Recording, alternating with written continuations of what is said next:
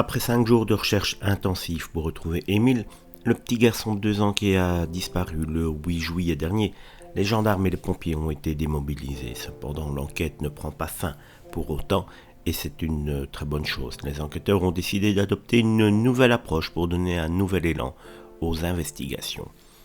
Une équipe de 25 personnes a été mobilisée afin d'exploiter et d'analyser tous les éléments recueillis jusqu'à présent. D'autres pistes seront également explorées, notamment en utilisant les données de téléphonie pour déterminer qui était présent sur les lieux et qui aurait pu être impliqué dans la disparition d'Émile. Plus de 1500 appels ont été reçus en réponse à l'appel à témoins lancé par la gendarmerie et ils doivent maintenant être examinés attentivement. Parallèlement, les auditions des habitants et des personnes présentes sur les lieux au moment de la disparition se poursuivent évidemment. Le général de gendarmerie, Jacques Morel, a déclaré que l'hypothèse selon laquelle Émile se serait égaré seul était désormais exclue, car un enfant de 2 ans n'aurait pas pu aller si loin sans aucune aide.